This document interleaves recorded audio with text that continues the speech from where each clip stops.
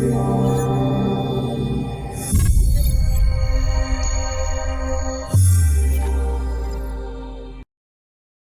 everybody, Fletch from All Things Overlanding here. On today's episode of the podcast/vlog, I want to talk about one topic, but it's kind of two sides of the same coin.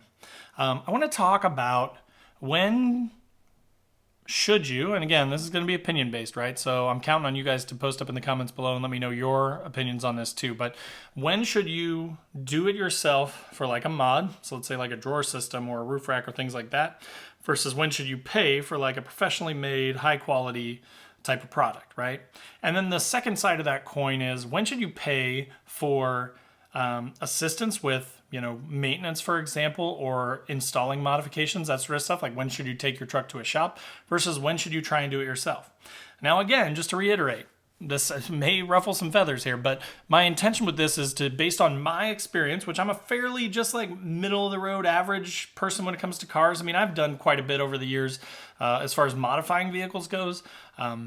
But I don't know anything, right? Like I literally am YouTube educated. So, but I want to talk about kind of the luck that I've had with it and whether it's been the right decision or the wrong decision for me. And the whole purpose of this is just to kind of get you guys thinking. What I want you to kind of come away from the episode with is at least a thought in the back of your head that like, you know what, I could probably do that thing. Or you know what, I should at least educate myself and research it a little bit before I just go to a shop and pay hundreds of dollars to have someone replace my brake rotors, right?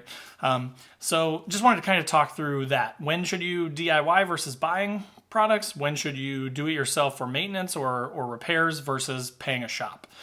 Before we dive into the episode though, of course, just wanted to touch briefly on my featured partners. Overland Addict, great overlanding store. They sell pretty much anything from awnings to rooftop tents to scottles to fuel cans. I mean, anything that you could want, they've got it there.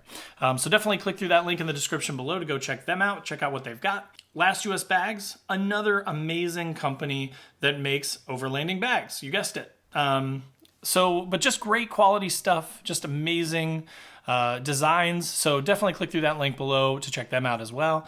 And then last but not least, Northology Overland. She was giving me a hard time at the More Expo about always mentioning her last, but I just kind of have like a flow now, Cindy. I'm sorry. I go in a certain order and I just do it. But Cindy is a great, great person. Northology Overland, amazing organization. She leads trail rides all the time. She does like sort of guided tour type trips all over Wisconsin, Michigan. She runs CORE, the Keweenaw Overland Adventure Retreat that's happening in September. Tickets are available March 1st. So there's going to be she does so much cool stuff. But if you click through that link below, you can also sign up for another project of hers, which is her Overlanding magazine. Totally free, comes out every month, beautifully edited, great pictures. Actually, in the March edition, I'm going to have an article recapping that More Expo. So definitely click through that link below and go get signed up for that and check that out as well. It's free, again. So now let's dive into the episode.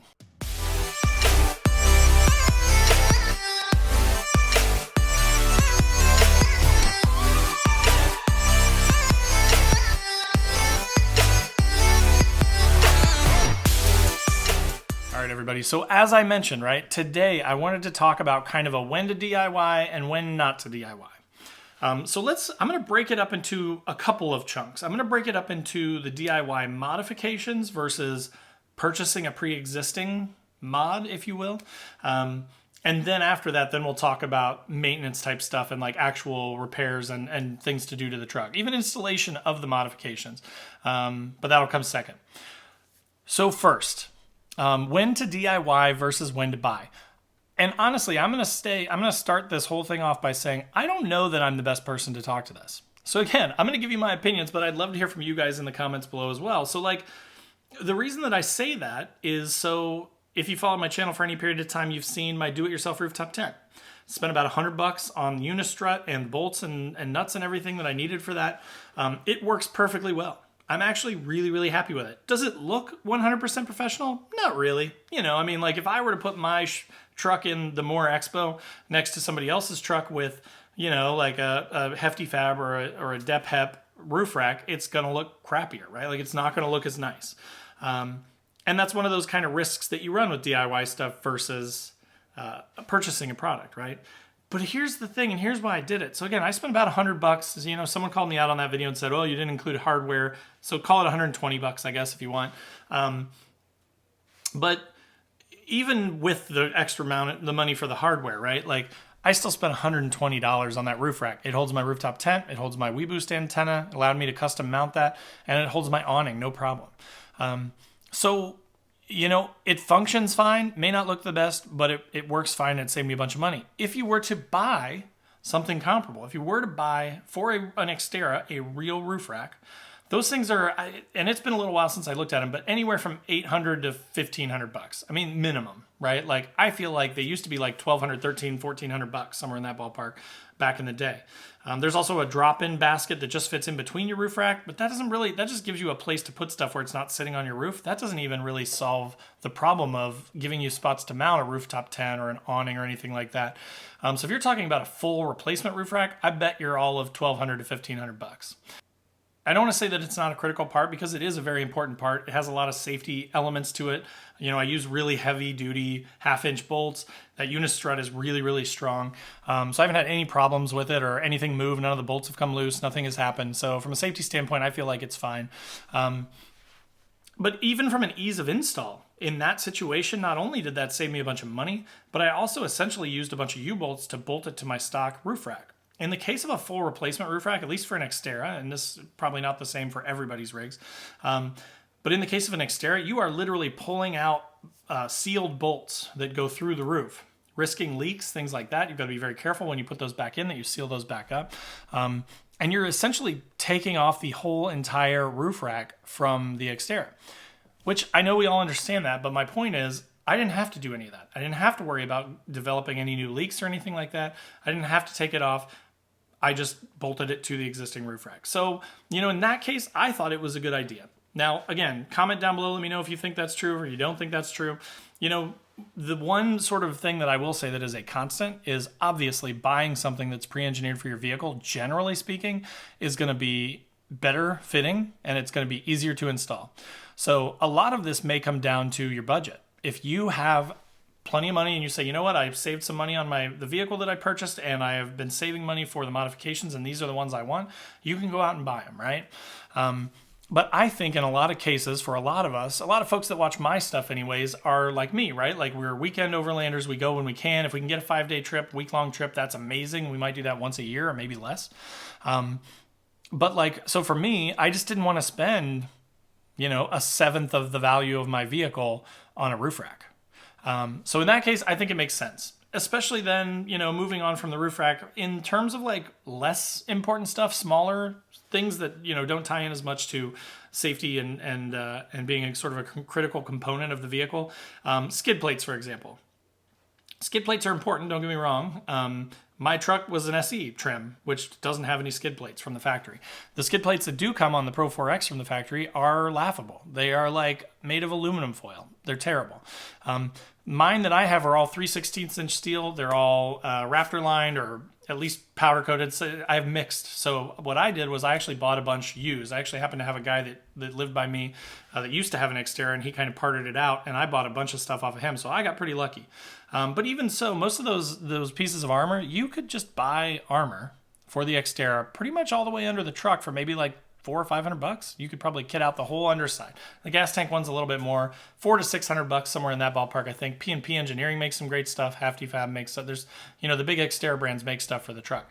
In that case, obviously, I don't want to get any sort of like drill presses for metal, 3/16 inch steel. I don't really want to go buy all that stuff. I don't want to have to find those holes and measure how to do that stuff. If you could find a template for it, though, there might be a case to be made that it's pretty straightforward stuff, right? Like generally it's just a big old piece of metal. If you had some sort of a template or could make a template, armor could be a good thing to do as a DIY. Again, in my case, I got lucky, found some used stuff, so I just bought pre-existing stuff. The drawer systems. This is another big one that when it comes to budget, when I look at it, I'm very happy with my drawer system. Does it look the best? No. I mean, it doesn't look like all these professional guys with the goose gear, fitted for the back of their vehicle stuff with the metal and the sliding and the drop down, drawer or the fridge drop down slides. That stuff is a little bit fancier, and that's fine. This kind of ties into that video that I did a few weeks ago about not buying into the hype of overlanding. Like there are a ton of people that will laugh at you or make fun of you or ridicule you and say, "Oh, you built that out of wood. It looks stupid. Who builds crap out of wood and then puts it in a vehicle? Oh, it's the worst." don't let them bother you. Like I get that stuff sometimes. It doesn't bother me. You can think whatever you want. I use the crap out of those drawer systems. I love them. I love that I designed them, that I came up with the idea, that I got to spend time with a buddy and work on them and actually build them from scratch, literally from just like a design that I drew, and went over to his house and drank beers, and we planned it out and built the thing, right? So again, for me, for my budget, I was about 150, 200 bucks total into that drawer system. To buy something pre-existing like that would have cost 5, 6, 7, 8 times that probably. I mean, those drawer systems are not cheap. When you're that dedicated to overlanding that you have a drawer system, it can cost you thousands of dollars. I mean, it just can. So again, in that case, I think that makes sense. Again, if you have the budget, it'd be a heck of a lot easier to just like say, I have an Xterra and I am on the Goose Gear website and I can just purchase this thing and it will be shipped to my house and I install it with 8 bolts and I'm done. Yes, of course. That would be easier than, spending multiple days picking up wood from the local hardware store, picking up all your hardware, your screws, all that stuff, coming back, drilling pocket holes, building this thing from scratch. But I would argue that it's a little bit more satisfying to build your own stuff too, right? So again, it just kind of comes down to your budget. This was my first truck. I mean, I had an old Xterra. I had an old Jeep Cherokee XJ back in the day. That was my first 4-wheel drive vehicle. And I just did suspension and tires basically on that and some recovery stuff. And that was about it. And it was a heck of a fun truck. But then since then, this is the only other 4-wheel drive truck that I've had and the first foray into overlanding that I've ever done. And that was about 4 years ago that I bought the truck. So would I do things differently next time? Probably, right? But I mean, honestly, I will say I don't regret any of the stuff that I've done. I do really like, again, the drawer system, the do-it-yourself roof rack. I feel like it's helped a lot of folks like myself, again, that we don't want to just dump thousands of dollars. Like, I have a second car that I drive every day. I probably wouldn't be able to afford that if I just went out and bought all the stuff that I have on my truck. If I paid $1,000 for a roof rack, if I paid $1,500 for a drawer system, like that's a lot of money and those things add up quick. So again, the DIY stuff, you have to weigh it out, right? So I'm not going to necessarily say there's a right or wrong way for this. You guys know me. That's not my style. If I had all the money in the world, if I was sponsored by Nissan and they're like, we'll give you, $100,000 a year to just talk good about Nissan, sure, I just buy all the stuff, right? But that is not the situation, and I know that's not the situation for most of us that do this fun overlanding thing. So again, in my opinion, whenever you can do the DIY stuff, if you have the skills, if you know a friend, if you have the ability to do that stuff, and it makes sense and it saves you money, absolutely. Just do the DIY stuff. If you have the money to buy the stuff, right? But you guys post up in the comments below and tell me what you think. What do you think is the best? What is a clear-cut situation where you would never, ever make something DIY, but you would always buy it? So now let's move to the second side of this coin. So when it comes to repairs, when it comes to maintenance, that sort of stuff, again, I do all my own maintenance. And there are 2 reasons for that, and I'll go through those here in a second. But I do all my own maintenance, and I don't know that that's always the right decision. And I will say there have been 2 times when I've taken my truck to 4-wheel parts, and I actually the one in Indianapolis I've been really happy with. They've taken great care of me. They've been very fair with their pricing. They've done great work. They've saved the Xterra from some pretty bad situations that I put it in. I got stuck in a creek for 15 minutes in Manistee State Park or Manistee National Forest about 3 years ago. And I was in there for a good 10, 15 minutes, and it fouled out my axle seals in the rear, and my axles flooded. So it just kind of screwed up all the bearing seals, everything. The whole rear end had to be basically rebuilt, and they basically charged me like $450 to do that, plus the parts I had to buy from Nissan, which is, more than it would have cost me. But I started to take that stuff apart, and I'm like, this is above my pay grade, right? Like, I can't YouTube video my way out of this. And just by driving it down there to them and dropping it off for a day and coming back, it was so nice, man. So that in that situation, that made sense. But here are the reasons that I will not take mine typically, unless I absolutely have to a dealer. I almost never take it to a dealership. No offense if you work at a dealership. Service centers at dealerships are the worst. I have never had a good experience at one. When I used to have a 350Z back in the day, that was one of my earlier Nissans. I mean, I had a thing under warranty. I took it to the dealership because it was under warranty, and I wanted them to replace this window motor that had gone out. And the tech couldn't even put my door panels back together in the right order, so like stuff was overlapping and it was wrong. And I took it back, and they like looked at me like I was crazy for bringing it back. And I stood there and I made them go and put it back together right. Then the window motor went out on the other side later on, still under warranty. Don't ask me the early 350Zs. I can tell you all about it. the same thing happened, and they did the same thing again. So I just ended up spending a couple hours one night just taking my whole door panel apart, replacing the speakers, doing the whole thing, because I was like, you know what? I'm not taking it back there. Same with oil changes. One time when I had a Nissan Sentra SER Spec V, I needed an oil change on that thing, and I took it to a Jiffy Lube. And it was a manual, 6-speed manual, little car. And I drove it in to the thing, and they pulled it in, and they did the oil change. They came to get me, and they said, hey, we're all done. Come out here, sign the paperwork. You can take it out of here. And the kid that was talking to me, I was signing the paperwork or whatever, and the other kid goes, I'll pull it out off the lift for you, or, off the platform out into the parking lot. And he gets in the car, and he's sitting there, he's turning the key, and he's looking at the other kid, and he's like, it won't start. And I'm like, oh my God, what did they do to my car? And then I'm looking at him, and I'm like, dude, you don't have the clutch pushed in. It's a manual. You have to push the clutch in to start it. How do you work at a Jiffy Lube and you don't know how to drive a manual transmission? And so the kid goes, oh yeah, no, I knew that. And then he gets his foot in there. He has the door open. He has one leg hanging out. He puts his right foot on the clutch. So you see where this is going. He pushes in the clutch. He starts the car. It's in first gear. He lets off the clutch. The car leaps forward. There's a toolkit right in front of him with the door open and his leg in the door. So I grab the door because I'm standing right by the driver's side, and I slam it on his leg. He goes, ah! But it didn't hit the toolkit. He slams on the brakes. He gets out. The other guy starts yelling at him, screaming at him. And I'm just like, I will never, ever, ever take a car to a place again if I can avoid it. Like, it's just the worst. So that's been my experience, right? But maybe you've had great experiences. But so in most cases, I try and do it myself. The other thing is, again, budget, right? So like brakes. Everyone's terrified to do their brakes. I've probably done 20 brake jobs. I've had friends come and bring me cases of beer to do brake jobs for them because it's really, really easy. And it's a little different on every car. There's always slightly different tools that you need or slightly different things that you need. Honda puts little retaining screws in all their rotors, which is a huge pain in the butt. They're always like rock solid locked in there. But like, I've learned a ton about that just by diving into it, just by giving it a try. And there have, again, been times like with the Xterra where I was like, you know what? This is too deep. I'm not going to do it. But they're very rare. I mean, I've done brake jobs. I've obviously swapped wheels and tires before, mirror replacements, U-joints for the Xterra, took the whole diff apart, cleaned it out, refilled it with fluid, regasketed it, put it all back together, no problems. On the Z, I replaced a flywheel and a manual, took the whole transmission apart.